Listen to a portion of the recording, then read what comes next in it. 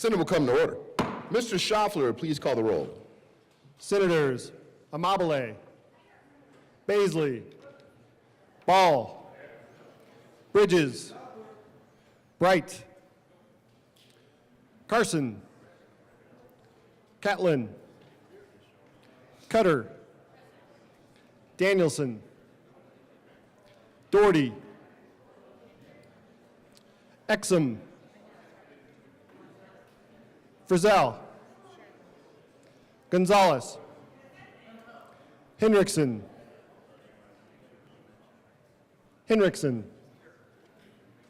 Judah, Kip, Kirkmeyer, Kolker,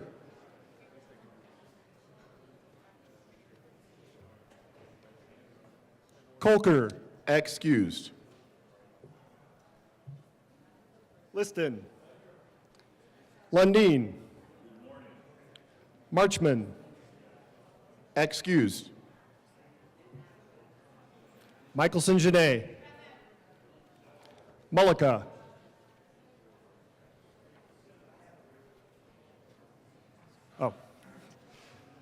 Pelton B, Peltnar,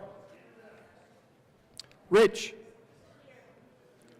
Roberts, Rodriguez, Simpson, Snyder, Sullivan, Weissman, Winter.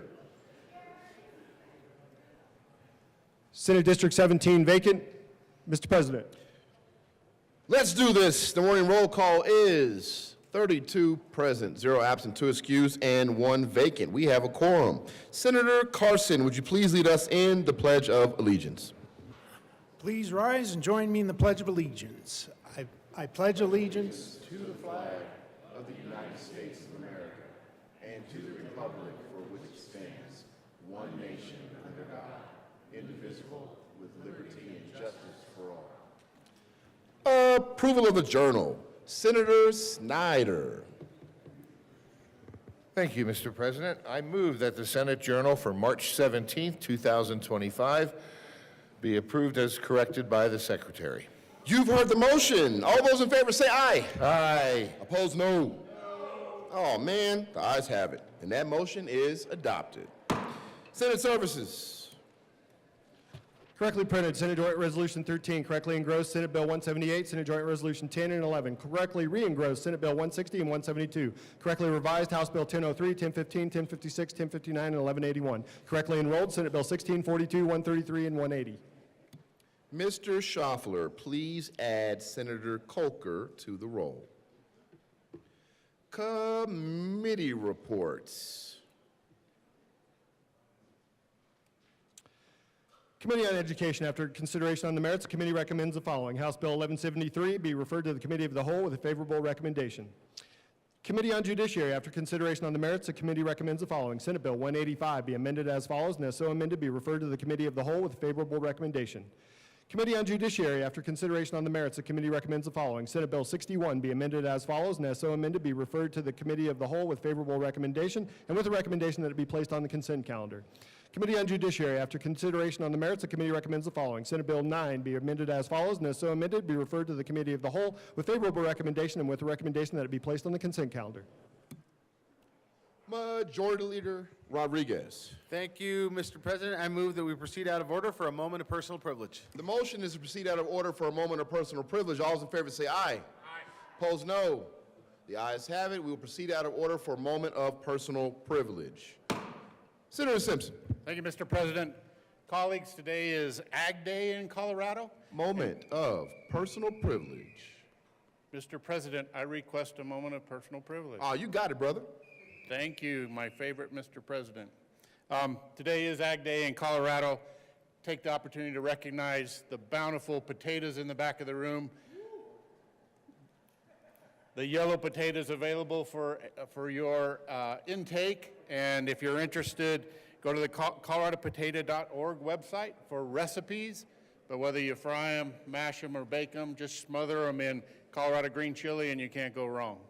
I would like also to take just a quick opportunity to recognize with us today our representatives from the Colorado Potato Administrative Committee who provided these potatoes from the San Luis Valley.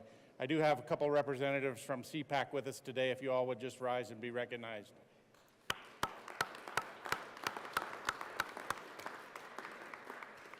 Thank you, colleagues, and enjoy the hearty San Luis Valley potatoes. Thank you, Mr. President. Thank you very much, Senator Simpson. Seeing no further moments of personal privilege, third reading of bills. Consent calendar. Mr. Schaffler, please read the titles of all the bills on the consent calendar. House Bill 1059 by Representatives Weinberg and Foray and Senators Rich and Marchman concerning reducing food waste in schools. Senate Bill 178 by Senator Michelson-Jeannet and Representative Gilchrist concerning the Colorado K-5 Social and Emotional Health Pilot Program. House Bill 1003 by Representatives Stewart and Brooks and Senator Cutter concerning a Medicaid waiver program for children with complex health needs. House Bill 1181 by Representatives Clifford and Puglisi and Senator Weissman and Lundin concerning the Colorado Rangers Law Enforcement Shared Reserve. Majority Leader Rodriguez. So good to see all the support for these bills in the well. Majority Leader Rodriguez. It's the usual suspects. Thank you, Mr. President. I move for the passage of all the bills on third reading of bills, final passage consent calendar, which is House Bill 1059, Senate Bill 178, House Bill 1003, House Bill 1181. Any discussion on any of the bills? Seeing none, the motion is the passage of all the bills on third reading of bills, consent calendar. Are there any, by chance, any no votes? Mr. Minority Leader. Thank you very much, Mr. President. I request to be recorded as a no vote on 178. Minority Leader will be marked as a no vote on 178. Senator Baisley. Thank you, Mr. President. I would like to be recorded as a no vote on House Bill 1059 and Senate Bill 178. Senator Baisley will be recorded as a no vote on House Bill 1059 and Senate Bill 178. Senator Pelton R. Thank you, Mr. President. I wish to be recorded as a no vote on 178. Senator Pelton R. will be recorded as a no vote on 178. Pelton B. Thank you, Mr. President. I'd like to be recorded a no vote on Senate Bill 178. What? Senator Pelton be recorded as a no vote on 178. Senator Liston. Thank you, Mr. President. I too wish to be recorded as a no vote on Senate Bill 178. Senator Liston will be recorded as a no vote on Senate Bill 178. Senator Frizzell. Thank you, Mr. President. I wish to be recorded as a no vote on Senate Bill 178. Senator Frizzell will be recorded as a no vote on Senate Bill 178. Senator Carson. Mr. President, I request to be recorded as a no vote on Senate Bill 178. Senator Carson will be recorded as a no vote on Senate Bill 178. Senator Simpson. Thank you, Mr. President. I request to be recorded as a no vote on Senate Bill 178. Senator Simpson will be recorded as a no vote on Senate Bill 178. Senator Catlin.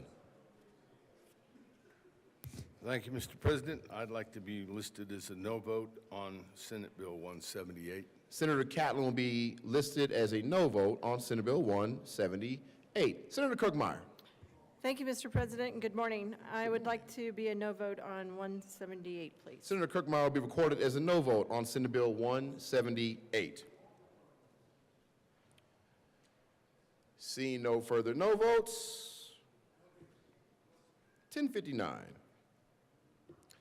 With a vote of 32 ayes, 1 no, 0 absent, 1 excused, and 1 vacant, House Bill 1059 is passed. Co-sponsors, Senators Judah, Roberts, Kipp, Winter, Michelson-Jeannet, Cutter, Mullica,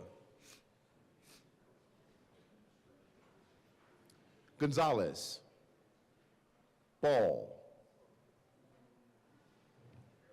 Please add the president. With a vote of 23 ayes, 10 no, 0 absent, 1 excused, and 1 vacant, Senate Bill 178 is passed. Co-sponsors, Senators Henriksen. The bill sponsor wants to be a co-sponsor as well. Senator Winter, Senator Judah, Ball, Cutter, Sullivan, Weissman, Exum. Please add the president. With a vote of 33 ayes, 0 no, 0 absent, 1 excused, and 1 vacant, House Bill 1003 is passed. Co-sponsors, Senators Mullica, Judah, Kipp, Michelson Janae, Amabile, Frizzell, Colker. Please add the president. With a vote of 33 ayes, 0 no, 0 absent, 1 excused, 1 vacant, House Bill 1181 is passed. Co-sponsors, Senators Pelton B., Roberts, Kirkmeyer, Judah, Ball, Colker, Frizzell, Mullica,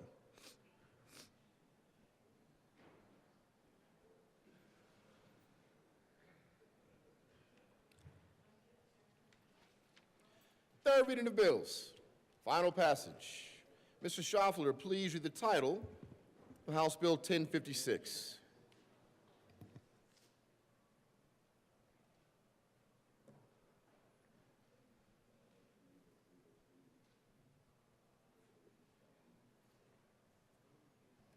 House Bill 1056 by Representatives Lukens and Bacon and Senators Roberts and Hendrickson concerning local government permitting of wireless telecommunication facilities. Senator Roberts. Thank you, Mr. President. I move House Bill 1056 on third reading, final passage. Any discussion? Seeing none, the motion is the passage of House Bill 1056. Are there any no votes? Senators Frizzell, Baisley, Pelton R., Amabile, Doherty. With a vote of 28 ayes, 5 noes, 1 excused, 0 absent, 1 vacant, House Bill 1056 is passed. Co-sponsors.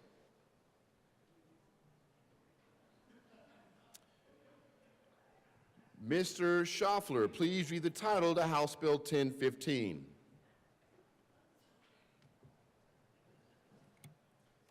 House Bill 1015 by Representatives Mabry and Zakai and Senators Rodriguez and Gonzalez concerning clarifying changes to ensure that bond can be posted online. Senator Gonzalez. Thanks, Mr. President. I move 1015 on third reading and ask for an aye vote. Any discussion? Seeing none, the motion is the passage of House Bill 1015. Are there any no votes? Senator Frizzell. With a vote of 32 ayes, 1 no, 0 absent, 1 excused, and 1 vacant, House Bill 1015 is passed. Co-sponsors, Senators Judah, Kipp, Weissman, Sullivan, Amabile,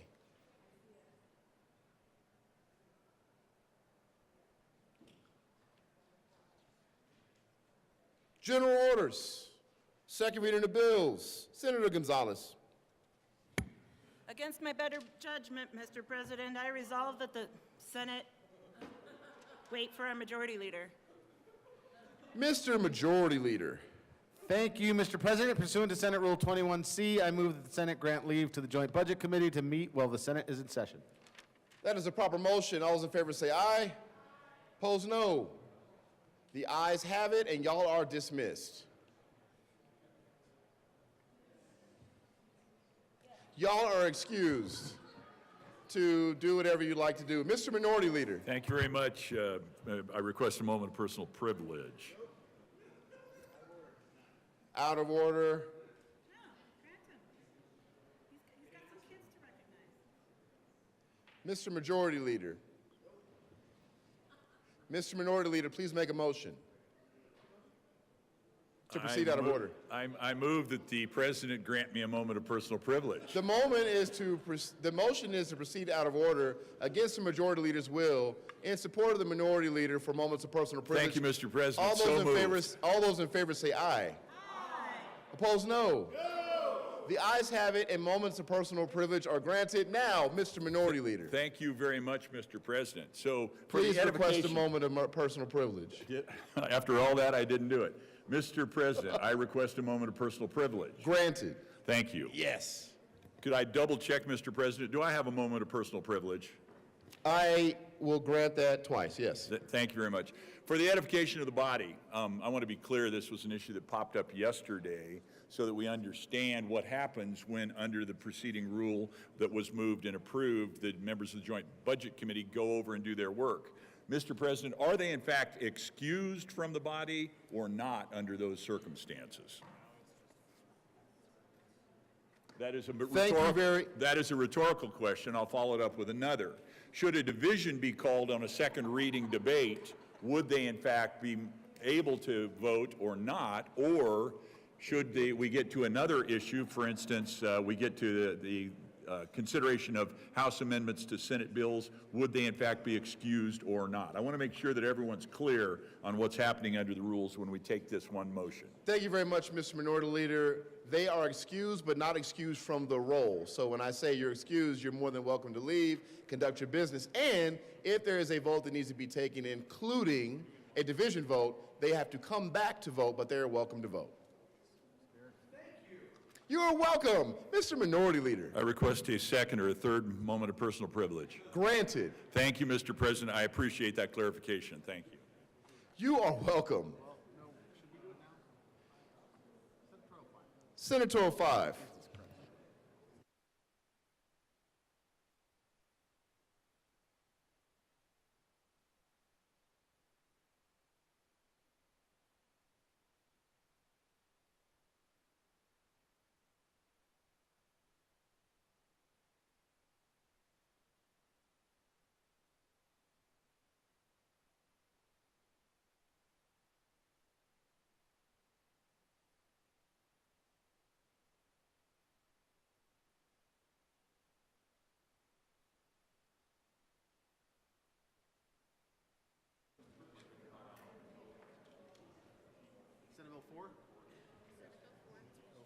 We're going to get we are back in session, members. Mr. Majority Leader.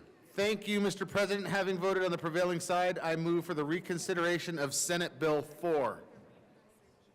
Oh, the repassage? For the repassage of Senate Bill 4. The motion is for the repassage of the motion is for the reconsideration of the repassage of Senate Bill 4.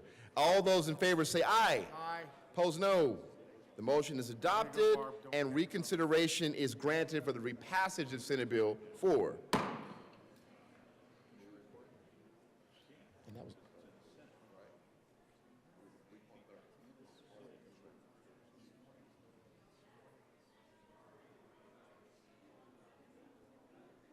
The journal. We should have amended the journal. It does. I didn't get Rich. Rich was the sticky. But yeah. Thank you for requesting. You want to call her over, so we're just doing it so she can record it. Yeah, he's good. Yeah, good to remove. Maybe able to. We're not doing the performance, we're just doing We're just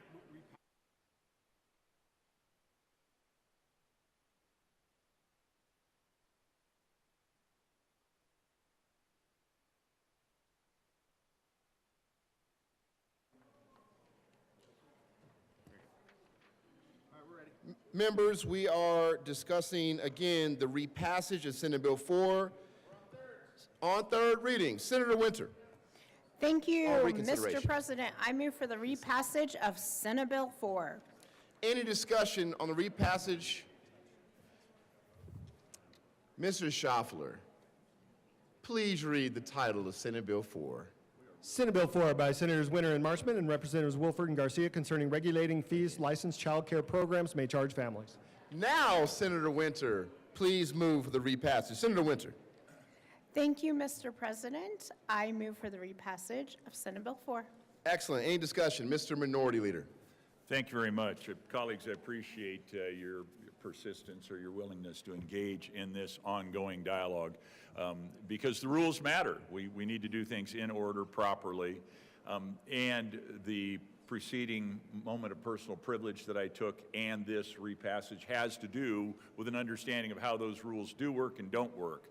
I want everybody to be really clear. Yesterday, Senate Bill 4 came back. We considered a House amendment, and then we repassed the bill. But not everyone who voted against the bill had the opportunity yesterday to vote against the bill again on repassage. We are now cleaning that up is what we have the opportunity to do. Thank you, Mr. President.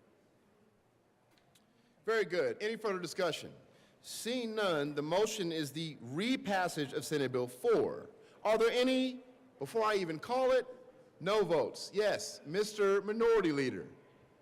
Senator Kirkmeyer. Senator Pelton B. Simpson. Bright. Frizzell. Carson. Catlin. Pelton R. Pelton R again.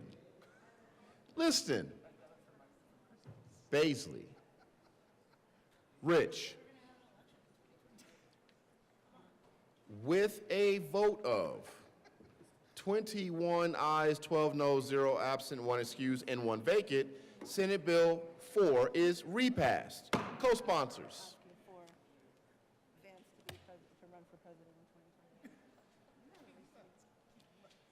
General orders. Second reading of bills. Senator Gonzalez.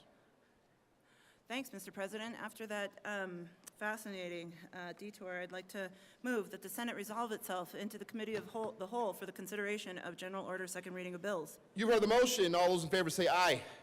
Opposed, no. The ayes have it. The motion is adopted. The Senate will resolve itself in Committee of the Whole for consideration of General Order second reading of bills, and Senator Gonzalez will take the chair. Get you some.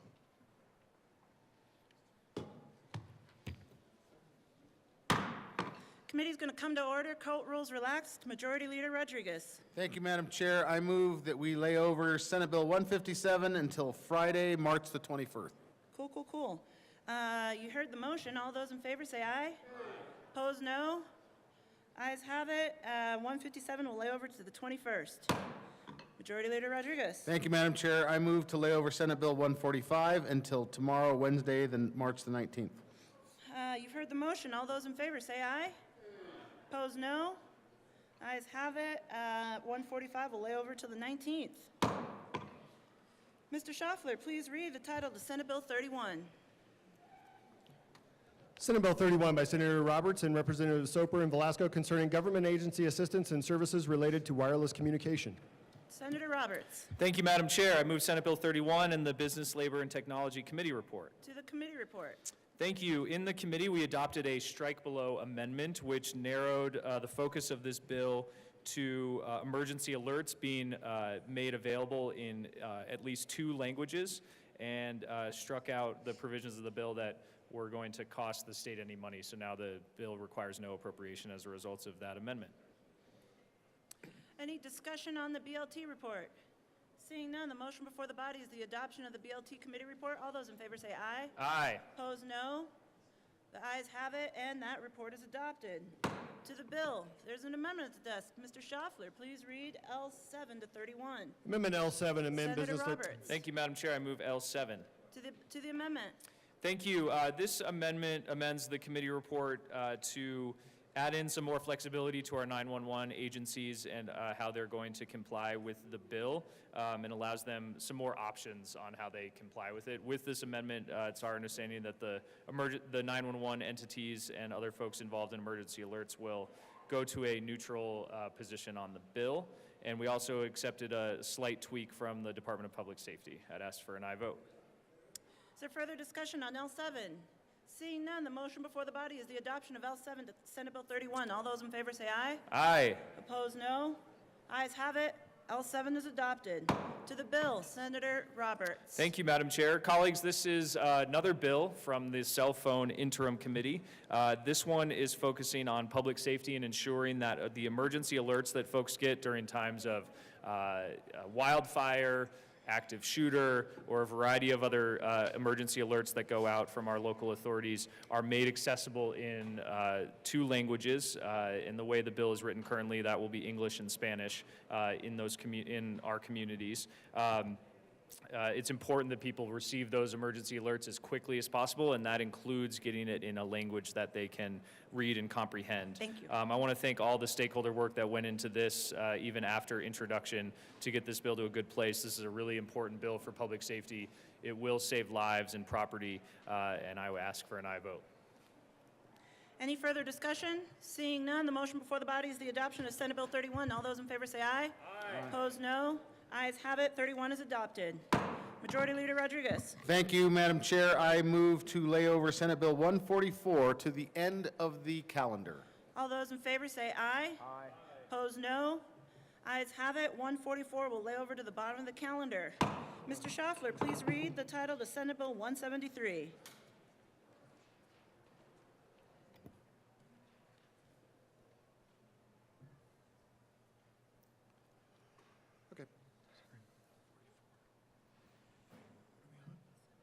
She just went that way.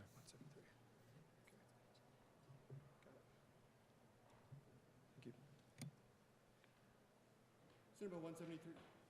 Senate Bill 173 by Senator Weissman, concerning the classification of certain state revenue for purposes of calculating state fiscal year spending pursuant to Section 20 of Article 10 of the state constitution, and in connection therewith, clarifying the statutory definitions of damage awards and property sale for purposes of calculating state fiscal year spending.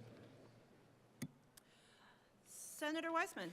Thank you, Madam Chair. I move SB 173. There are no committee reports. Any discussion on 173? Members, Senator Weissman. sorry, Madam Chair. Members, as you heard, this is a bill concerning definitions. To further clarify the definitions, I have an amendment.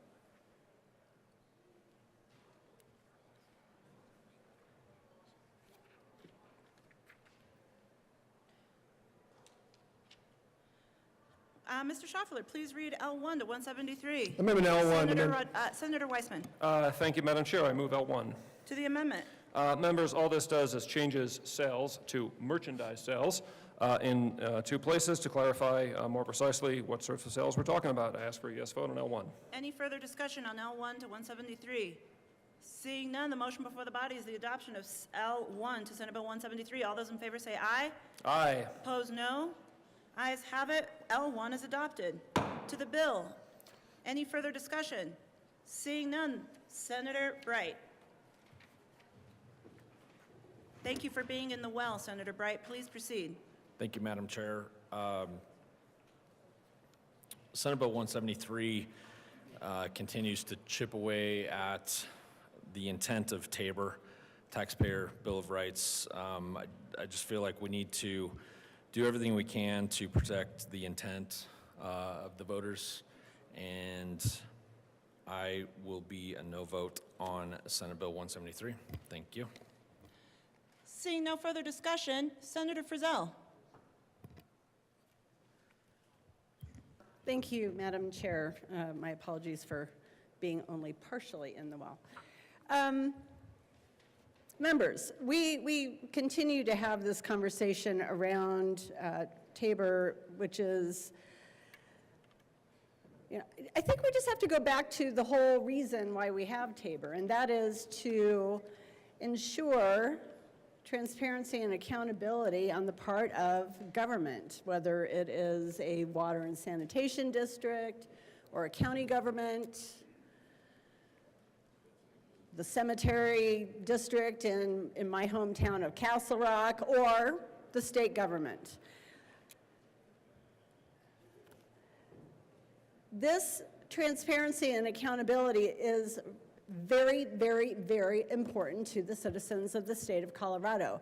They have over and over again voted to keep Tabor on the books. It's not because they love getting that little, the money, whether it's cut in a politically motivated check or refunded through tax, through your income tax refund, that's the money that belongs to the citizens of Colorado. We may have to agree to disagree within this chamber on that premise, but it is the money that belongs to the citizens of this state. And when we continue to erode, dig away at the Tabor surplus that rightfully belongs to the citizens of the state of Colorado, whether it's through tax credits, I think the number from last session was something like $1.4 billion with the B in tax credits that were passed, or something like this, where we're excluding T-shirt sales from History Colorado, or property sales.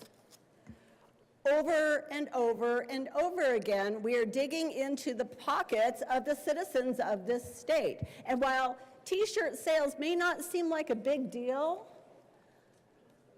there's a lot more in this bill. I voted no on this bill in committee. It will be no again today. And when it comes back for thirds, I will once again stand for the citizens of the state of Colorado, because it's their money. It's their money. It's not our money.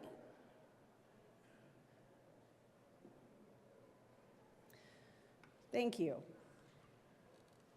Senator Rich.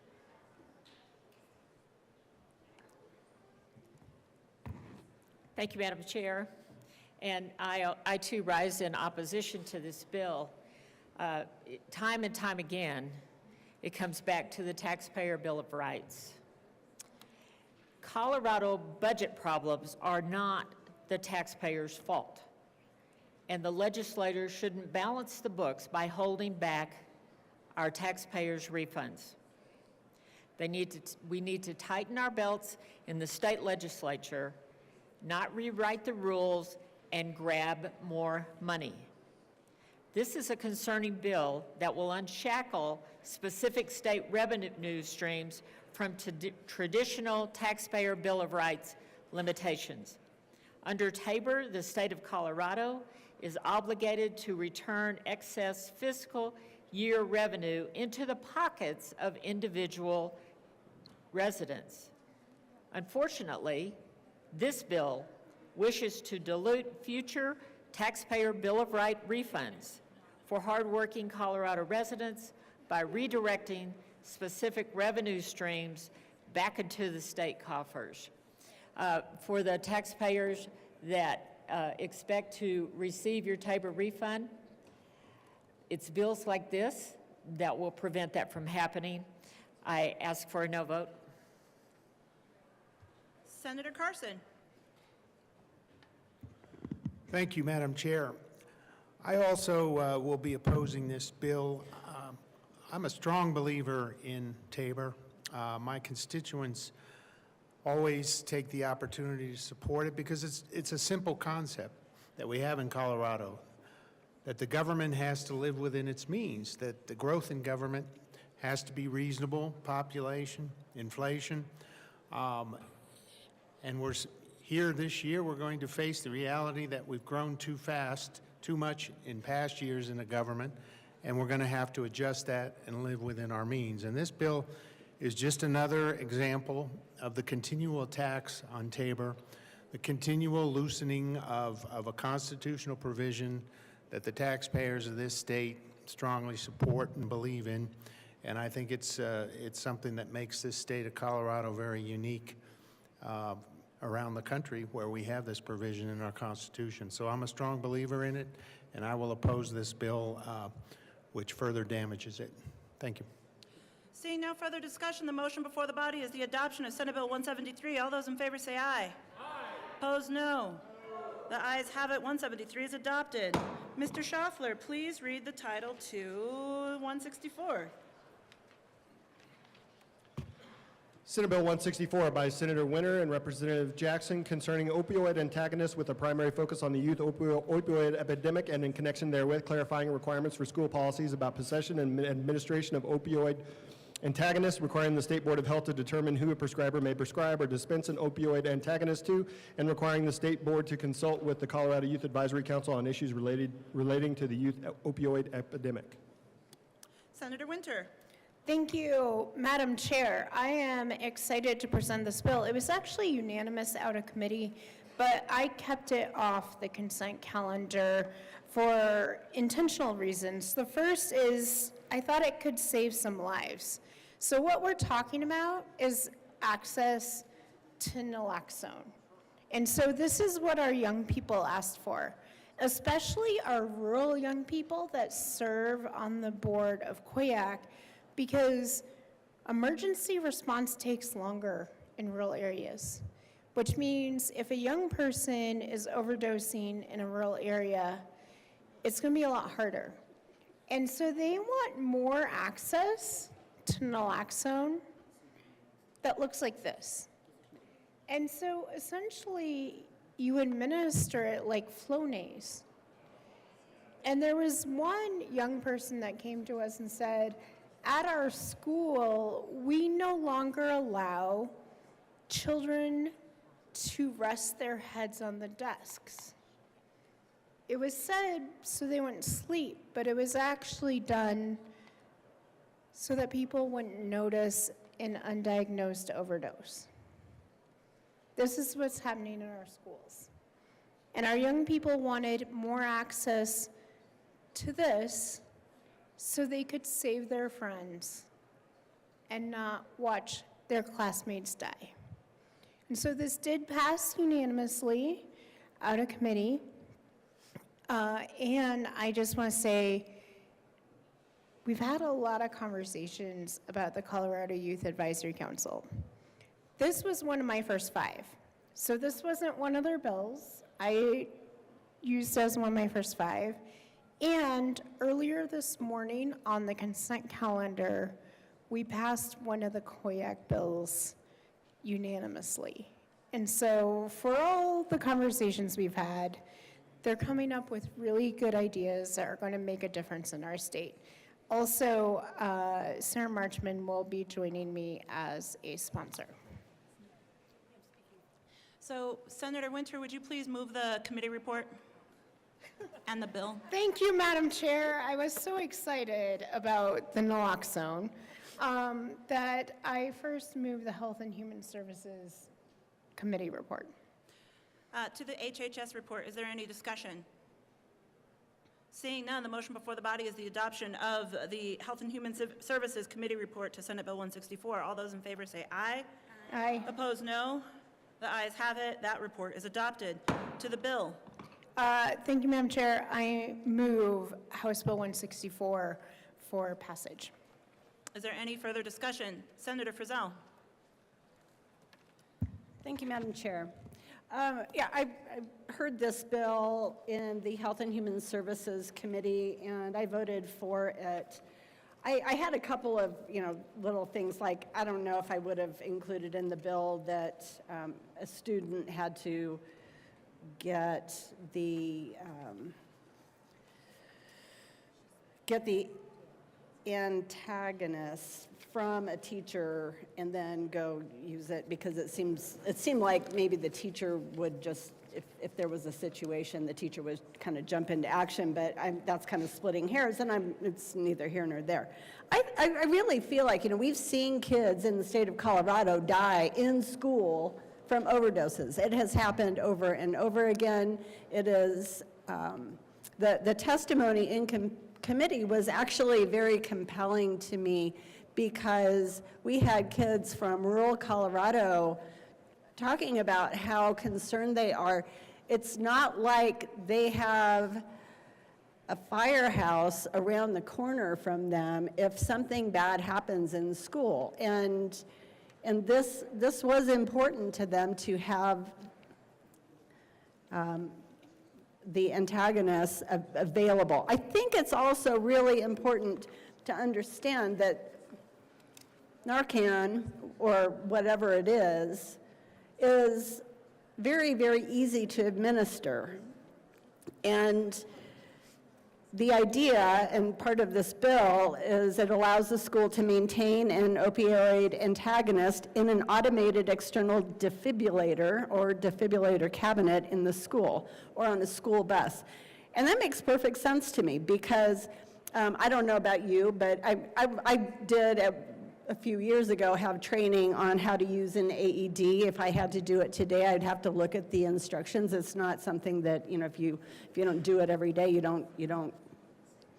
you forget. But that's why they make them so easy to use, is that anybody can use an AED. They don't have to be specially trained. That's why you see those boxes in schools, in government buildings, and they're there because they save lives, right? Those defibrillators are there because people have cardiac events, and that intervention before the healthcare professionals get there, the emergency services get there, those moments can save a life. That's why they're there.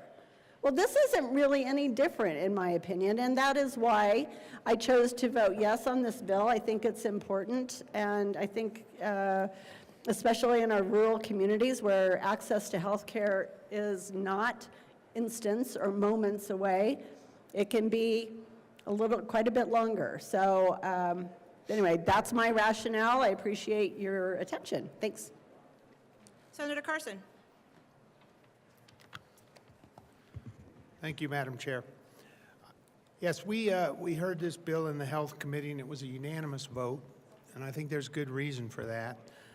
We heard a lot of testimony from young people, students who are willing to step up and help with this issue. The sad reality is that we've got these so many of these drugs out there with students overdosing and dying in many cases, and for me, the simple reason to support this bill is that it will save lives. It's a good example of folks within the education community being willing to step up and propose not a solution necessarily, but something I think that will certainly help with a major problem that our young people are facing today in the schools. Thank you. Senator Simpson. Thank you, Madam Chair. I rise in support of Senate Bill 164. Also, it's a bit of a natural extension to a bill I sponsored last year that gave school districts the opportunity to expand access to opioid antagonists to include school buses and other places. And it really came from a group of students in my community where an 18-year-old passed away in front of his friends, and they just did, and simple access to an opioid antagonist likely could have saved the individual's life. And I remember being approached about the bill, and my first instinct was, I don't think I want to do this. It feels like we've given up, and the drug world has won. But after engagement with the students and a recognition, much like the prevalence of AEDs now, the prevalence of opioid antagonists will certainly be beneficial and prove to save lives. And again, it hit really close to home with students in my Senate district last year in particular, and their passion and interest in driving this conversation was both enlightening and heartbreaking at the same time for me. So I rise in full support of Senate Bill 164. Thank you to the sponsors. Senator Marchman. Thank you, Madam Chair, and I rise in strong support of SB 164, and I just wanted to share a little bit of what I've heard also. Really, the rural school students have brought this bill to us. Without access to quick response times, they are seeing their friends pass away in front of them, and it's terrifying. And so this is something the youth continue to ask for. So a couple of things I love about this bill. One is that it's going to normalize the process of providing an opioid antagonist within the schools. Everyone should feel empowered to have Narcan, have this opioid antagonist, and be able to use it. It's saving lives. I like that we are normalizing it for this age of student so that when they get into higher ed situations, when there are a lot of things going on our college campuses here in Colorado and across the nation, these kids will have had experience knowing what it is, where to find it. You can find it in the buses, in the AEDs in schools, and they know how to use it. The other piece I love about this bill is it gives an opportunity for youth to bring their voices and their perspectives to the health board twice a year. So anytime we have an opportunity to amplify the voices of the youth who are subject to the policies that we put in place, I feel like that's a good thing. And I'm just gonna end with a story. You guys know that I, in my spare time, teach middle school math. And I love it. Those kids keep me so humble. But my second year teaching, I was out in the mobiles, so modulars, and I was teaching a 7th grade class. And those kiddos were in intervention with me. A lot of them were in suspension, in and out of suspension, in and out of tough situations, but they were an active group of 7th graders. So they came in from lunch, and usually they're all hyped up after lunch. But this time they came in, and each and every one of them quickly put their heads down, and I thought they all looked like they were about to pass out. And one of the students was missing, and it turns out the student that was missing had raided her mom's pharmaceutical cabinet that morning and had distributed at lunchtime pills. And because of the close relationships the kids made in my class, she had a lot of people to give. There were 7 of them that gave it. So luckily, the medicine that was in mom's cabinet did not have fentanyl in it, but all of the kids in my class, as I started to notice, they were all kind of passing out. I got on the phone to call. Before anyone could even get to me, they started to pull. There were about 30 students who had taken these pills. So again, 7th graders at lunch. I'm not trying to say that these kids are bad kids. They're not bad kids. They're curious kids. They're kids. But this is what we're dealing with in middle schools and in high schools across Colorado. So I'm very thankful everyone was fine. There were some punitive things put in place, and those kids had a severe talking to by their parents and teachers about why we don't take pills from other people. But the fact of the matter is we did not have Narcan at that time. And so had my students been in a life and death situation, I nor they could not have helped them. So I'm really excited about this bill, and I appreciate everyone speaking about it. So I urge your support of SB 164. Thanks. Seeing no further discussion, the motion before the body is the adoption of 164.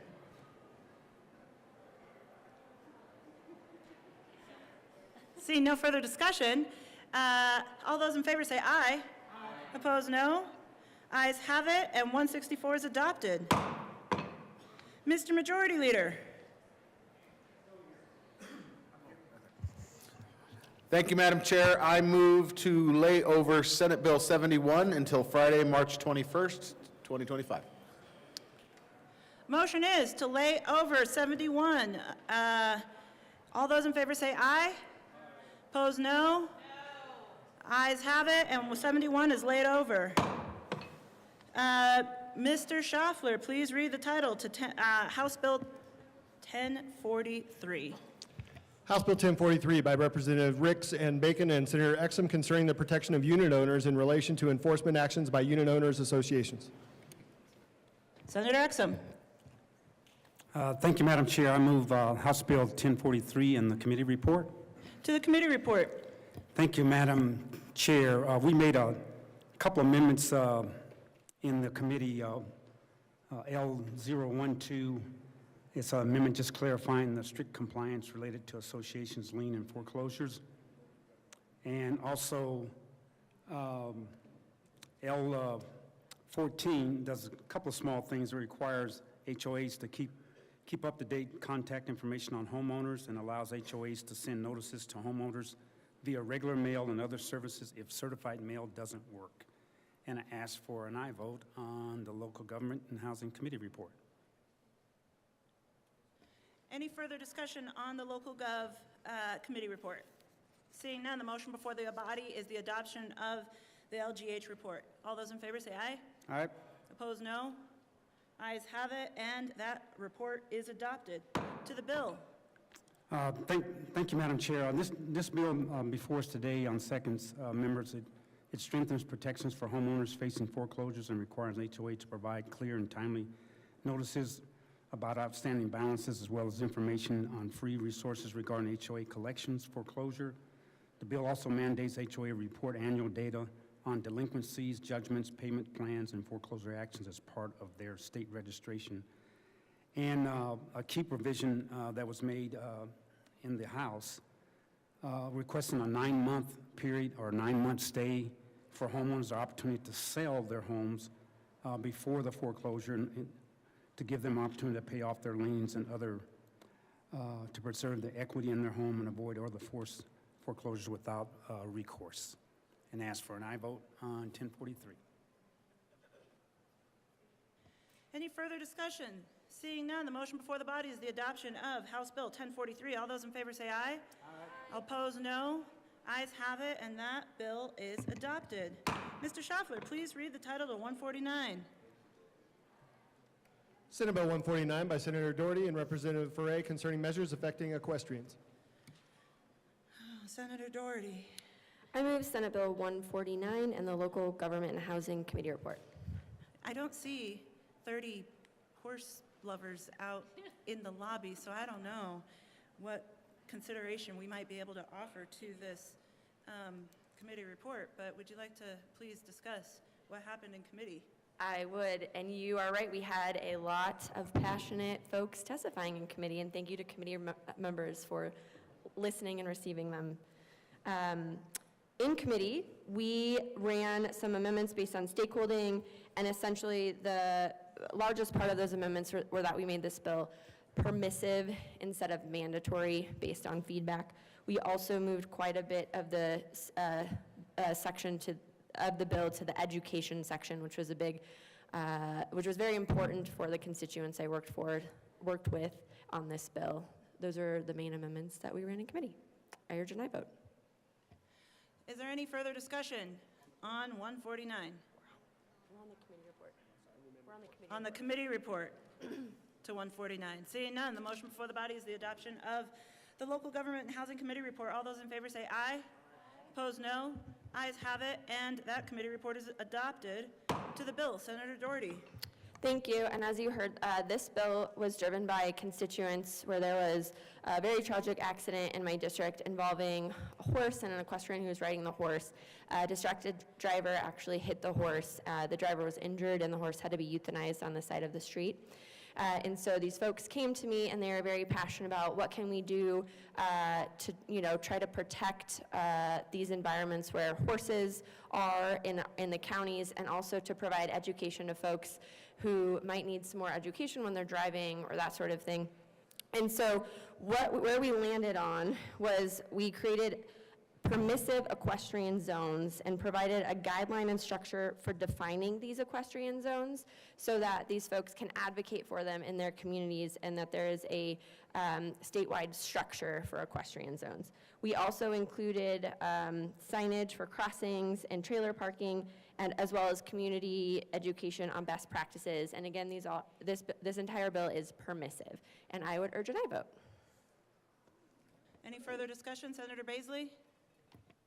Thank you, Madam Chair. So I was in the committee hearing this bill, and so I think this is a good thing to be addressed, but not at the state level is kind of where it boiled down to me, because while I believe we should be supportive of equestrian communities, and those communities certainly ought to be controlling traffic mixed with equestrian traffic because it gets very dangerous for one of them. The gist of the bill was that there's a standard created for the state, but it's all voluntary to be adopted by local communities. Therefore, it made sense to me that the local communities should simply adopt those for themselves without involving the state. So I'm not vehemently opposed to it, but I just did not believe that it's would be the appropriate role of government to set up a rule that is simply voluntary. So that's my input. Thank you, members. Seeing no further discussion, the motion before the body is the adoption of Senate Bill 149. All those in favor say aye. Opposed, no. The ayes have it, and 149 is adopted. Mr. Schaffler, please read the title to 144. Senate Bill 144 by Senators Winter and Bridges and Representatives Wilford and Zakai concerning changes to the Paid Family and Medical Leave Insurance Act. Senator Winter. Thank you, Madam Chair. I move for the passage of Senate Bill 144 and the Business, Labor, and Technology Committee report. To the BLT report. In the BLT committee report, we made some technical changes to clarify language. It was very boring, and I asked for an aye vote. Great. Any further discussion on the BLT report? Seeing none, the motion before the body is the adoption of the BLT report to Senate Bill 144. All those in favor say aye. Aye. Opposed, no. Ayes have it. 144's BLT report is adopted. To the bill, Senator Winter. Thank you, Madam Chair. There is an amendment at the desk. Cool. Mr. Schaffler, please read L4 to 144. Amendment L4, amend printed bill page 2. Senator Winter. Thank you, Madam Chair. I move L004. To the amendment. This amendment is some technical changes provided by the department that includes the words additional and then clearly defines the amount of coverage is limited to 12 weeks. And so this adds some clarity around the bill, and I ask for an aye vote on L004. Is there any further discussion on L4? Seeing none, the motion before the body is the adoption of L4 to Senate Bill 144. All those in favor say aye. Aye. Opposed, no. Ayes have it, and 144's L4 is adopted. To the bills, Senator Winter. Thank you, Madam Chair. And this bill idea actually came from the idea of the good senator from Greenwood Village that is across the street doing the yeoman's work on the GBC.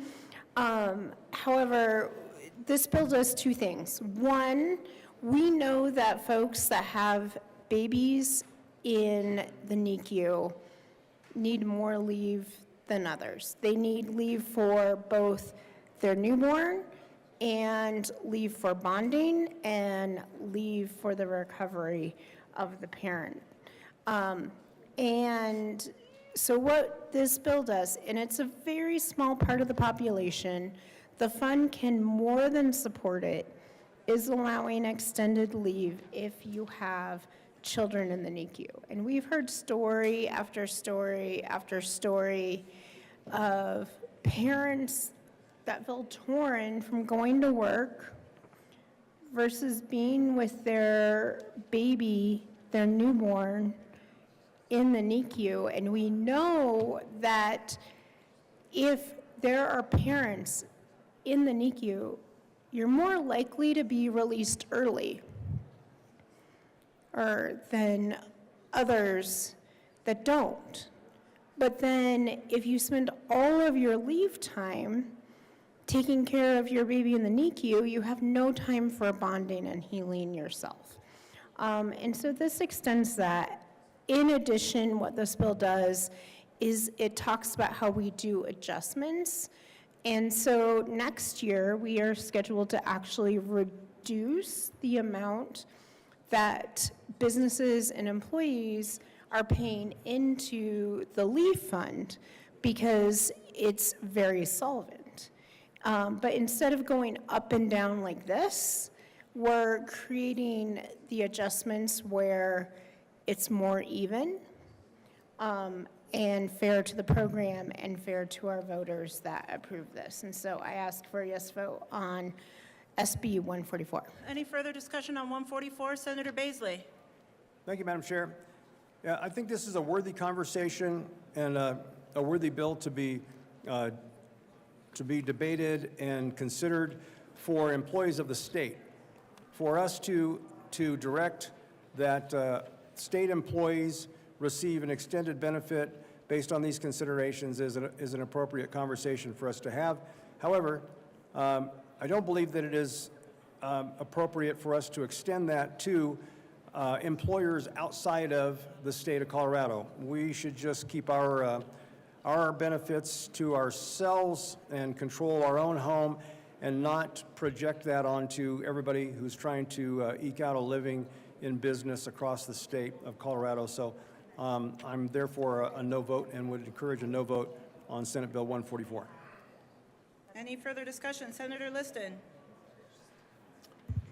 Thank you, Madam Chairman. Well, members, I heard this bill in business, labor, and technology, as well as appropriations.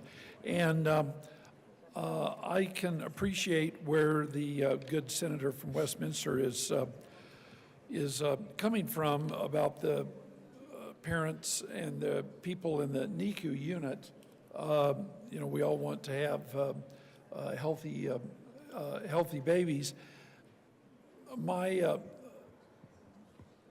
opposition to this bill is not so much about the NICU, you know, whether it's an extra day or two or whatever it may be, but coincidentally, when this bill came out, I've been at a couple of meetings and spoken to businesses, and just unrelated, they happened to tell me how they felt that the family leave program was being somewhat abused, and I can appreciate the fact that the wage contributions are going to go down from 0.9 to 0.88, you know, 0.02%, but then they potentially can go back up in 2027 and beyond.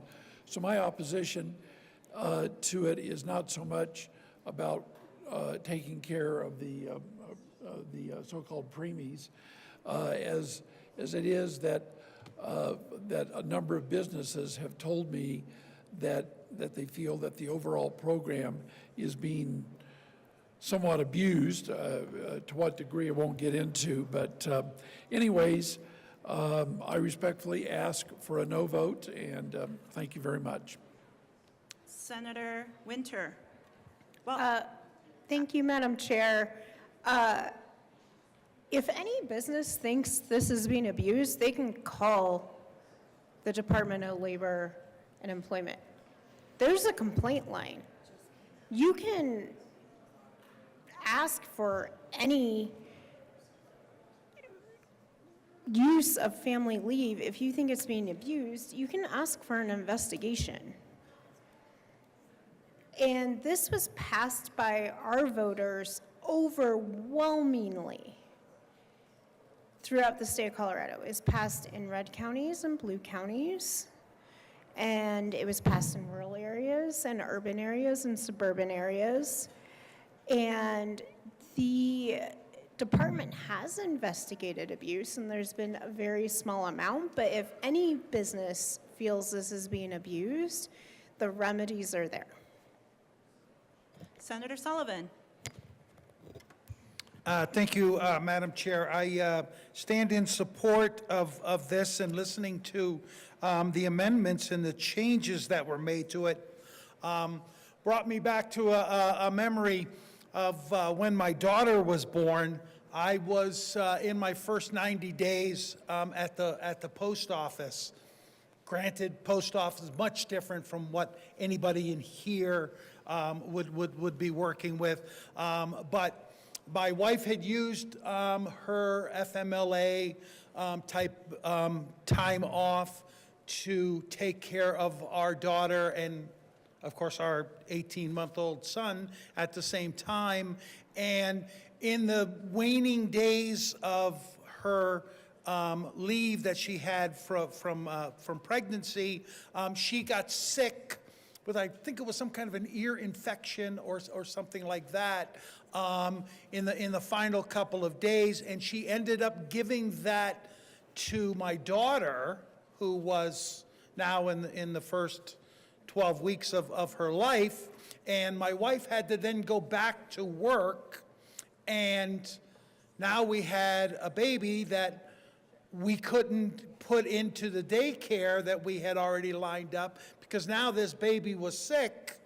And so then it was, okay, well, she was going to have to come back, or I was going to have to take care of him. And I went to my new supervisors, as I say, I'm in my first 90 days, asked my supervisors, hey, I need 3 days because my daughter is now sick, and they denied me my 3 days, didn't know.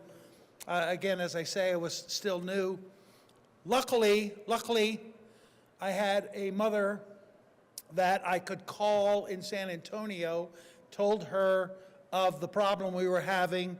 She got on an airplane within the hour and flew to Colorado and took care of her brand new granddaughter. Everything was fine. I ended up having over 11 months of sick leave when I was going through my retirement phase. So the 3 days that I was asking for at the beginning of the thing certainly didn't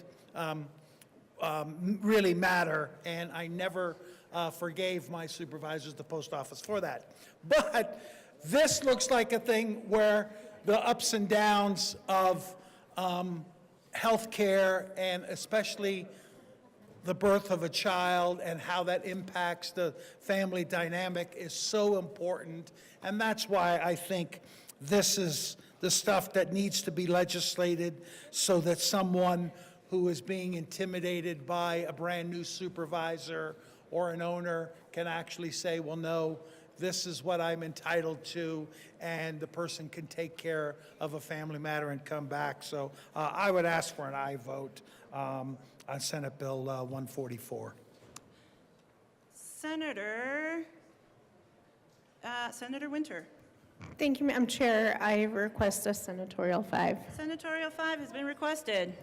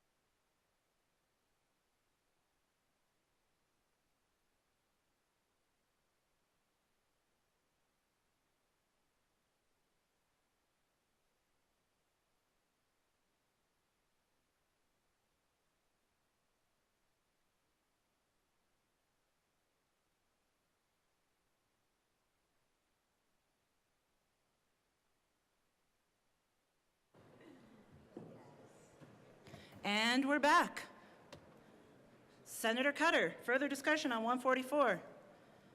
Look at that, there's an amendment at the desk. Mr. Schaffler, wow, it's still warm. Can you please read L5 to 144? Amendment L5, amend printed bill, page 4, after line 2, insert E, prior to implementing any... Senator Cutter, please. Thank you. Hey, Senator Cutter. Thank you, Madam Chair. I move Amendment L005 to Senate Bill 144. To the amendment, Senator Marchman. Thank you, Madam Chair. This amendment comes from a recent state audit that came out that looked at all of our fiscal systems and found a relatively small error in what we had been charging employers. So there's about $5 million that were found in the audit that are employed to roughly 4,000 employers. This amendment adds that before we adjust the premium rates any further, we are going to repay back the employers that we overcharged. So this is a new program. We're just trying to make sure we get things nailed down. And this is not an amendment that should create cost issues. We have a healthy balance, but it's erroneous because we've overcharged a handful of employers. So what this amendment will do is make sure that we get those returned before we change the premium rates. I urge your support of L005 and your support of SB 144. Thanks. Thank you. Is there any further discussion? Is there opposition? I'm sorry, the motion before the body is the adoption of L5 to Senate Bill 144. All those in favor say aye. Opposed, no. The ayes have it, and L5 is adopted. Is there any further discussion? Seeing none, the motion before the body is the adoption of Senate Bill 144. All those in favor say aye. Aye. Opposed, no. Ayes have it, and Senate Bill 144 is adopted. Mr. Majority Leader. Thank you, Madam Chair. I move the committee rise and report. Motion is to rise and report. All those in favor say aye. Opposed, no. The aye has it, and we will rise and report.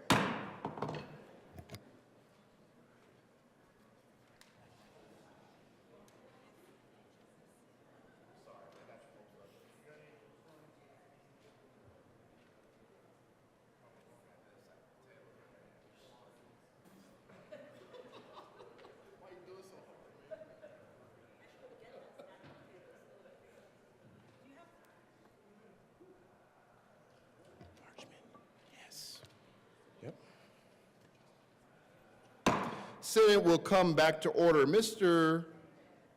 Schaffler, please add Senator Marchman to the roll. Senator Gonzalez.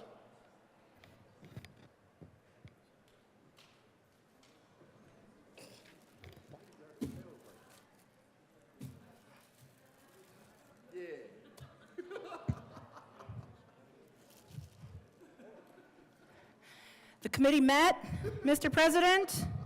We did our jobs. Thanks to these homegrown potatoes here, I move the report. The motion is adoption. I don't even know what I'm saying. The motion is the adoption of the committee of the whole report. I need to read the report. Mr. Schaffler, please read the report. March 18, 2025, Mr. President, your committee of the whole begs leave to report it has had under consideration the following attached bills, being the second reading thereof, and makes the following recommendations thereon. Senate Bill 31 as amended, Senate Bill 173 as amended, Senate Bill 164 as amended, Senate Bill 149 as amended, Senate Bill 144 as amended, passed on second reading and ordered engrossed and placed on the calendar for third reading and final passage. House Bill 1043 as amended, passed on second reading and ordered revised and placed on the calendar for third reading and final passage. Senate Bill 145 laid over until March 19, 2025 and retaining its place on the calendar. Senate Bill 157, Senate Bill 157, Senate Bill 71 laid over until March 21st, 2025 and retaining their place on the calendar. Now, Senator Gonzalez. Now I move the report. The motion is the adoption of the committee of the whole report with a sack of potatoes. Are there any no votes? With a vote of 34 ayes, 0 no, 0 absent, 0 excused, and 1 vacant. The committee of the whole report is adopted. Senate Bill 31 is amended. Senate Bill 173 is amended. Senate Bill 164 is amended. Senate Bill 149 is amended. Senate Bill 144 is amended. Passed on second reading, order and gross place on the counter for third reading and final passage. House Bill 1043 as amended. Passed on second reading, order revised and placed on the counter for third reading and final passage. Senate Bill 145 laid over until 3/19/2025, retained as placed on the calendar. Senate Bill 157 and Senate Bill 71 laid over until 3/21/2025 and retaining their place on the calendar. Governor's appointments. Consent calendar. Consideration of governor's appointments consent calendar. Mr. Schaffler, please read all the appointments listed on the consent calendar. Members of the Colorado State Fair Authority Board of Commissioners, effective November 2nd, 2024, for terms expiring November 1st, 2028. Bill Hybel of Colorado Springs, Colorado, to serve as a representative of the 3rd Agricultural District and as a Republican reappointed. John Singletary of Pueblo, Colorado, to serve as a representative of Agriculture, the public at large, and as a Democrat reappointed. Members of the Colorado Water Resources and Power Development Authority, effective October 2nd, 2024, for terms expiring October 1st, 2028. Eric Wilkinson of Greeley, Colorado, to serve as a representative of Engineering and of South Platte Drainage Basin reappointed. Patricia Wells of Denver, Colorado, to serve as a representative with experience in water law and of the City and County of Denver reappointed. Members of the State Housing Board, effective February 1st, 2025, for terms expiring January 31st, 2029.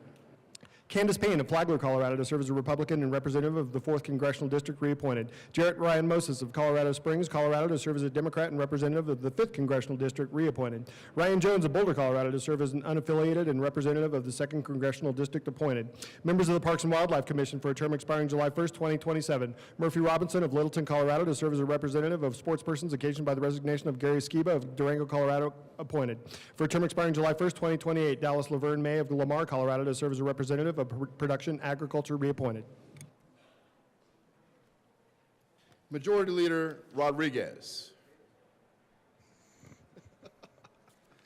Thank you, Mr. President. I move to adopt all the appointments on the consideration of governor appointment consent calendar, which is Bill Hybel of Colorado Springs and John Singletary of Pueblo for the Colorado State Fair Authority Board of Commissioners, Eric Wilkinson of Greeley, Patricia Wells of Denver for the Colorado Water Resources and Power Development Authority, Candace Payne of Flagler, Jarrett Ryan Moses of Colorado Springs, and Ryan Jones of the State Housing Board, Murphy Robinson of Littleton, and Dallas Laverne May of Lamar for the Parks and Wildlife Commission.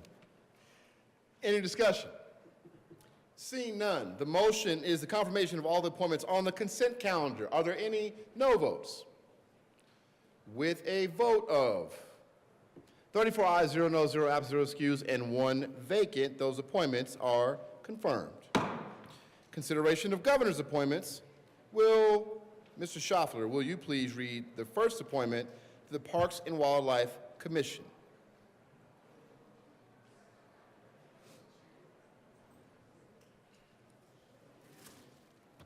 Member of the Parks and Wildlife Commission for a term expiring July 1st, 2028, James J. Touchton of Hasty, Colorado, to serve as a representative of nonprofit organization that promotes conservation and recognizes non-consumptive wildlife use, reappointed. Any discussion? Senator Roberts. Thank you, Mr. President. I move for the confirmation of James J. Touchton to the Parks and Wildlife Commission and request a no vote. Any discussion? Senator Pelton B. Thank you, Mr. President. Mr. Touchton came before the Ag Committee, and several of us had some issues with his answers to some of the questions. And talking with him in prior, I think that there's some questions on some of his relationships with not only the governor's office, but in other areas where we have issues with. So I would appreciate a no vote on Mr. Touchton of Hasty, Colorado. Senator Marchman. Thank you, Mr. President. I rise in strong support of Jay Touchton for this position. Just to set the stage for us, there were only 20 people who applied to be on the CPW last year. 10 of them were statutory fits, and all of them were interviewed. CPW is an unpaid board position. It requires 30 to 40 hours of commitment per month. Meetings are held during work hours, and the meeting is over 2 business days during the week. Additionally, there is an expectation that they will all be in person. So I just want to kind of set the tone for what these are. The meetings are spread across the state with significant time spent commuting on their own dime, as well as just this year, they've had meetings in the Colorado Springs, in Gunnison, in Rifle, and in Denver. But I want to talk about Jay.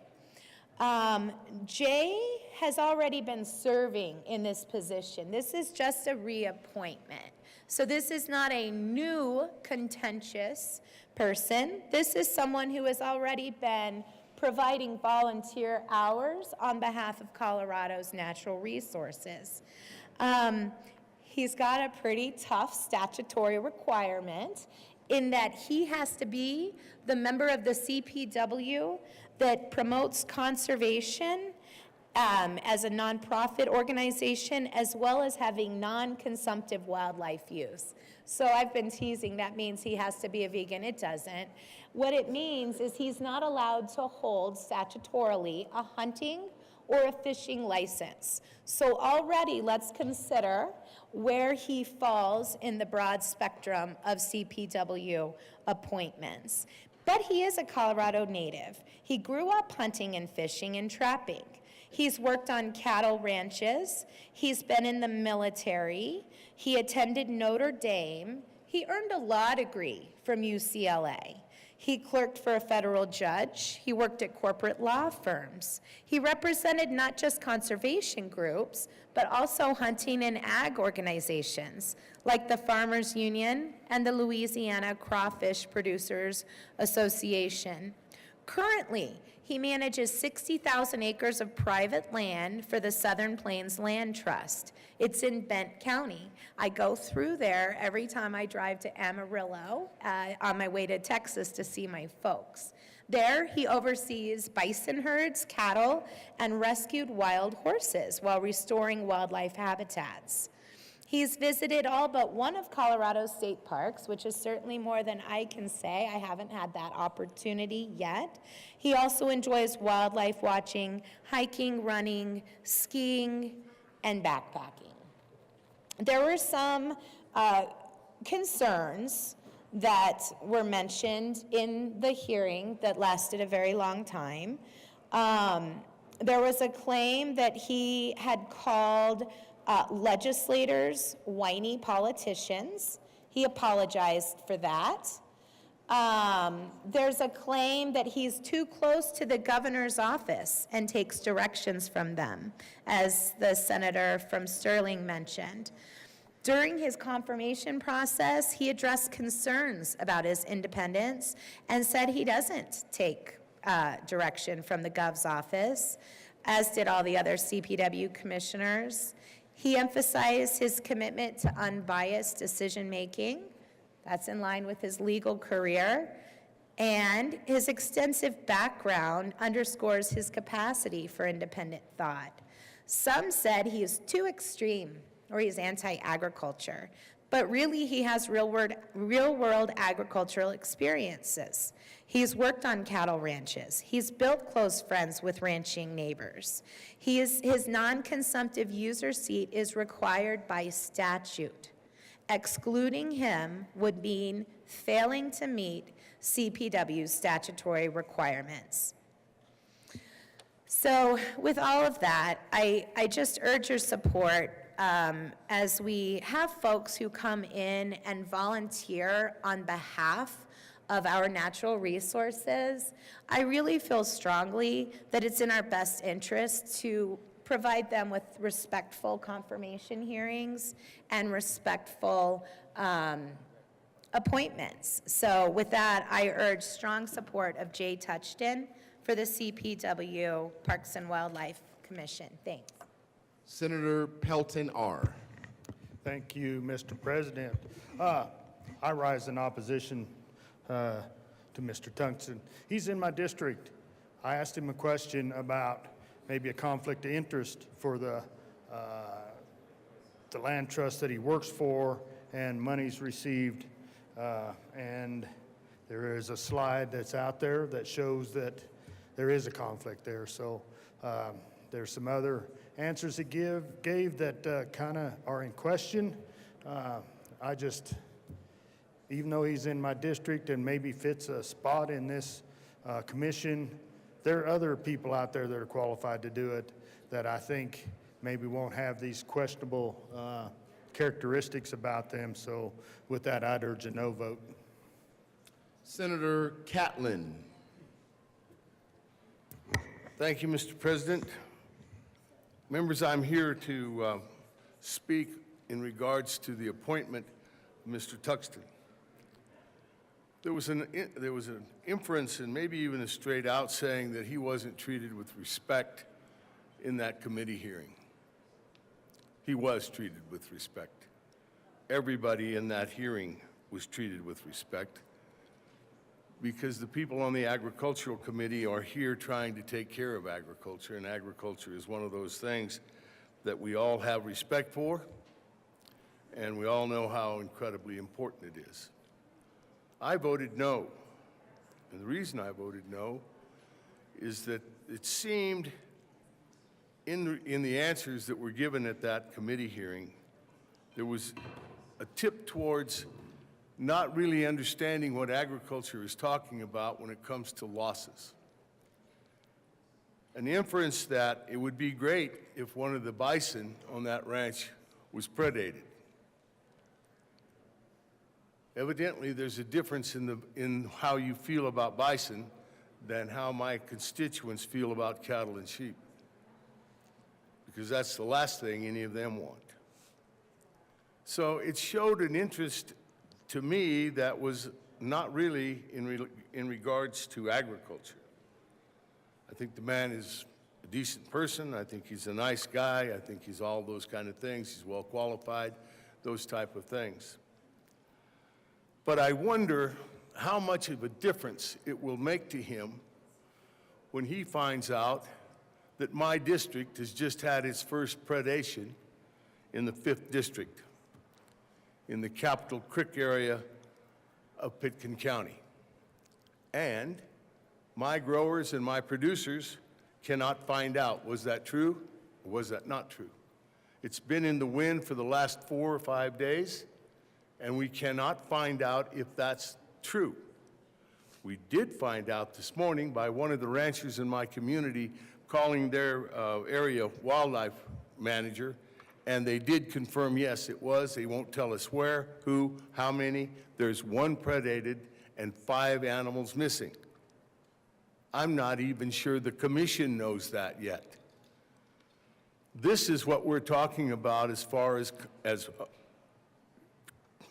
transparency. It's a very popular word in this building until it's time to be transparent. What I'm hoping is that that commission will force it to be more transparent. People's livelihoods are depending on this. And dealing in rumor and innuendo is not working in Colorado. Colorado is one of those places where you tell the truth. You stand right up, say, this is what happened. I'm not sure how, but we're going to find out. The commission needs to drive that. And that's why I'm in the process here of saying everybody on that commission needs to find out why we're not finding out when we know we've got predation. This program is going to go on. But is it going to go on as partners? Or are we going to just draw the line between us and them and say, you stay on your side, we'll stay on ours? CPW has to have these ranchers. The ranchers control the access to most of that private, to all of the private ground, and the public ground is right there. So we need to be partners. This is something that we talked about in the committee hearing, is how do we start fixing the relationships between CPW and the livestock producers in my district and in the rest of the districts in the state of Colorado. This is one way you could do it. Let people know where it happened, how many, those kind of things. That's the reason that I'm going to vote no this morning in regards to the appointment of Mr. Tuxton. It's one of those votes that I can take that will say, we need more, and we need more from the guy that's in the middle. Thank you very much. Senator Cutter. Thank you, Mr. President. I'll just speak briefly. I've had numerous, so much outreach from people all over the state talking about Mr. Tuxton and how he fits all the criteria, as my colleague from Loveland, my colleague from Loveland mentioned. He basically uses science-based wildlife management and has brought a perspective, a well-rounded perspective to the commission and served honorably for a number of years. And so I hope you can support his nomination. Senator Simpson. Thank you, Mr. President.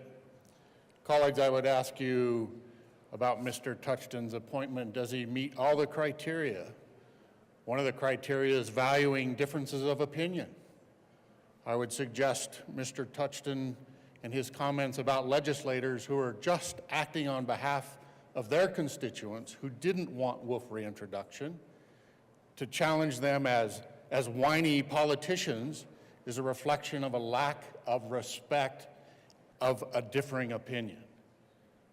I strongly urge you to think about this appointment and what our expectations are of commissioners, how they conduct themselves, how they value differences of opinion, and how they treat colleagues in this room. For me, that was enough to push the vote that I don't support Mr. Tuxton as a Colorado Parks and Wildlife Commissioner for the simple fact of a lack of respect and a value of a difference of opinion. I encourage you to vote no. Thank you, Mr. President. Thank you all. No further discussion. The motion is the confirmation of James J. Tuxton as member of the Parks and Wildlife Commission. Are there any no votes? Senators Simpson, Frizzell, Catlin, Baisley, Rich, Liston, Pelton R., Carson, Roberts, Bright, Mullica, Pelton B.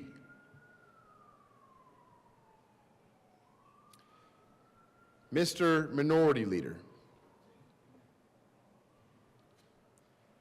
with a vote of 21 ayes, 13 noes, 0 absent, 0 excused, and 1 vacant, the appointment is confirmed.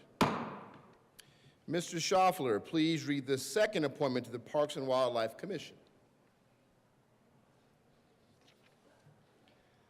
Member of the Parks and Wildlife Commission for a term expiring July 1st, 2028, Ty Jacober of Carbondale, Colorado, to serve as a representative of Production Agriculture and a member of West of the Continental Divide, appointed. Senator Roberts. Thank you, Mr. President. I move the confirmation of Ty Jacober to the Parks and Wildlife Commission. Any discussion? Seeing none, the motion is the confirmation of Ty Jacober, which I probably butchered, to the Parks and Wildlife Commission. Are there any no votes? Senators Roberts,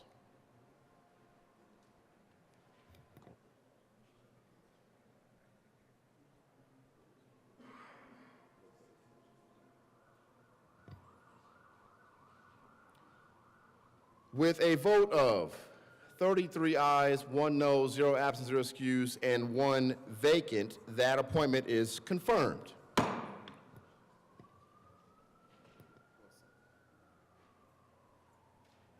We'll take a brief recess.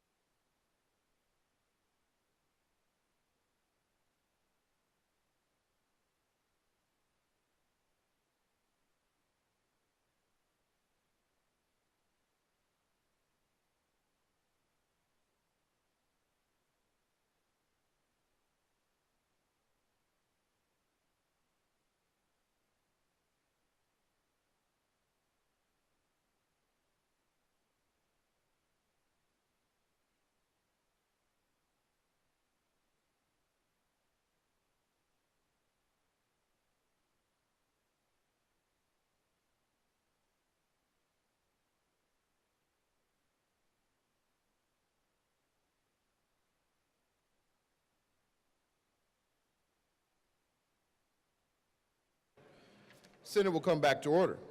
Signing of bills. The President has signed Senate Joint Resolution 12. Message from the House. The House has adopted and returns herewith Senate Joint Resolution 11.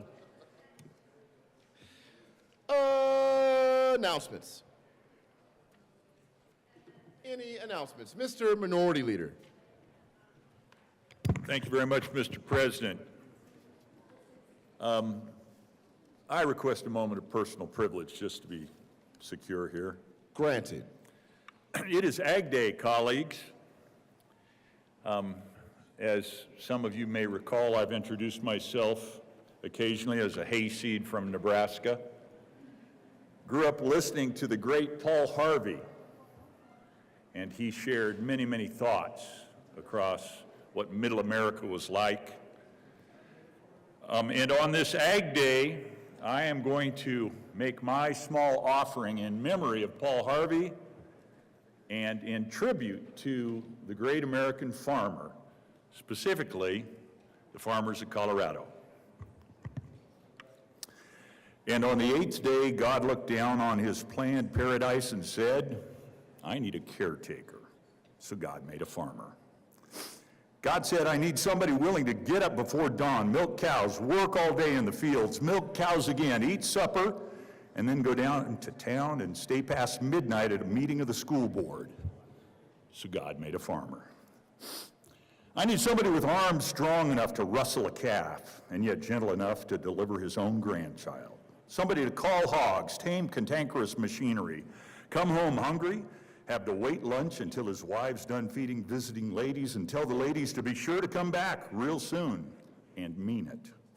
So God made a farmer. God said, I need somebody willing to sit up all night with a newborn colt and watch it die. Then dry his eyes and say, maybe next year.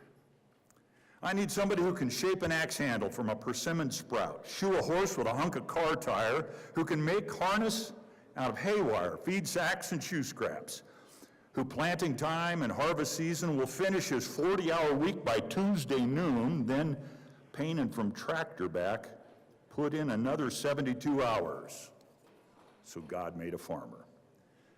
God had to have somebody willing to ride the ruts at double speed to get the hay in ahead of the rain clouds, and yet stop in midfield and race to help when he sees the first smoke from a neighbor's place. So God made a farmer.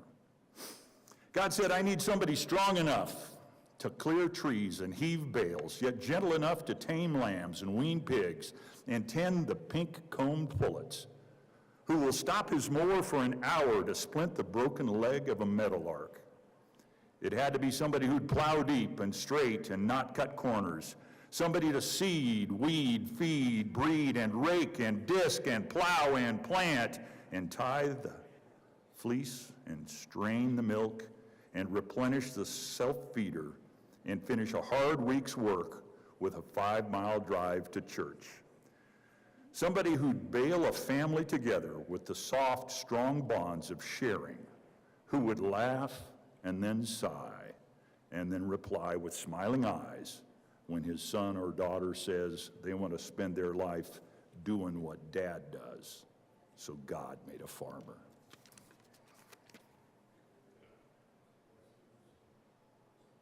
Senator Gonzalez. Thank you, Mr. President. I request a moment of personal privilege. Granted. Thank you, Mr. President.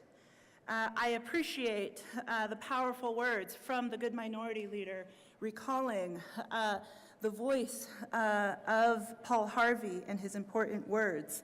I grew up listening to his words, and I grew up on a ranch, not a farm. But so much of his words continue to ring true. Let's also remember that the folks who pick the produce, the folks who work the fields, are often, too often, I think also left out of these important conversations when we're talking about celebrating Ag Day. Yesterday, you all heard me speak about the bizarre and dizzying way in which the U.S. Department of Justice, through court documents, were willing to just say, I don't care what the court says when it comes to immigrant workers. Have your opinion on what immigration policy should or should not look like, but I hope that we all can agree that in this country, you're innocent until proven guilty. That seems to actively be an open question right now for too many workers in this country. A lot of times when I have these conversations with folks in the farm industry, in the ag lobby, they say, well, you know, the threats of mass deportation would be terrible, but luckily most of our workers, all of our workers, are visa holders. They're guest workers.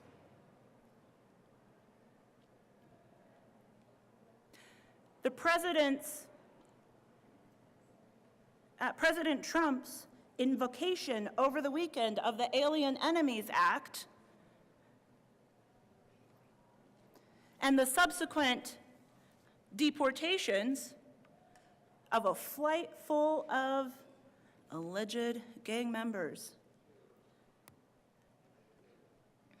some of whom had lawful status, some of whom had no criminal convictions, some of whom this morning in a court filing, the Department of Justice attorneys on behalf of Immigration and Customs Enforcement said, well, they haven't been convicted of anything, but that's just because they haven't been here long enough. So you mean to tell me that folks with status who haven't been convicted of a crime, who defied a court order, they get deported? And this isn't going to impact the ag industry? Okay. At what point will the ag industry understand and recognize that these mass deportations will impact y'all too? I ask that particularly because yesterday afternoon, right here in Colorado, right here in Denver, Jeanette Vizquerra, a long-standing immigrant rights activist, a woman who actually, because of her advocacy, was named as one of the Times 100 most influential people of the world in 2017. A woman who had a valid U visa as a victim and survivor of crime was picked up yesterday from her job. They said, oh, but we only are going after the criminals. We're not going after folks with lawful status. She had lawful status. Her attorneys can't get in contact with her. Right now, community went and had a vigil. Her U.S. citizen children held vigil outside of the outside of the GEO for-profit immigration detention facility all night last night.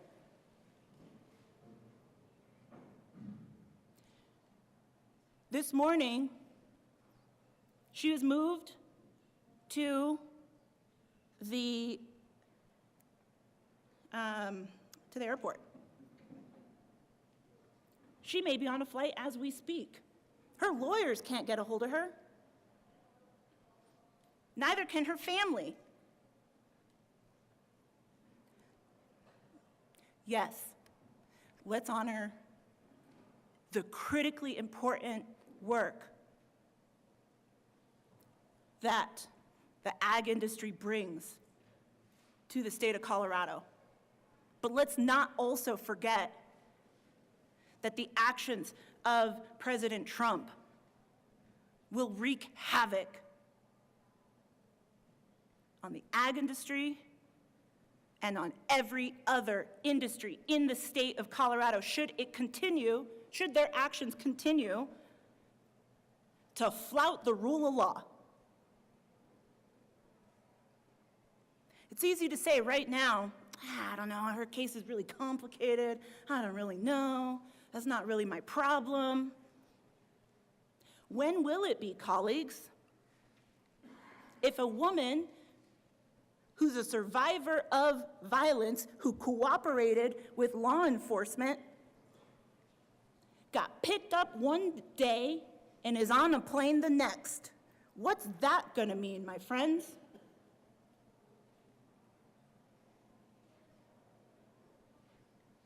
So yeah, let's honor the ag industry. Let's honor the workers who make the ag industry run. And let's come together and stand up for the Constitution and the rule of law and due process. Because what is happening right now should shock us all.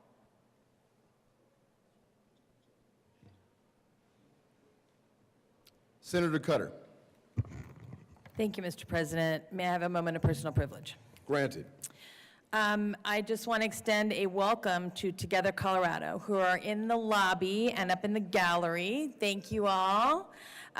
Together Colorado is a nonpartisan, multiracial, and multi-faith community organization working to place human dignity at the center of public life in Colorado.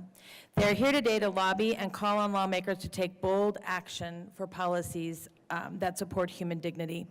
I'm always grateful for their testimony and support. They represent faith in action. Please welcome them, and I hope you can make time to talk with them today. Senator Kip. Thank you. Members of the Senate Finance Committee, we will be convening at 2 p.m. today in SCR 357 to hear HB 25-1201. See you there. Senator Wiseman. Thanks, Mr. President. Members, this is to announce the business of the State Affairs Committee this afternoon at 2 p.m. in our usual room 352. We have two bills. We're flipping the order to accommodate some sponsor and witness timing issues.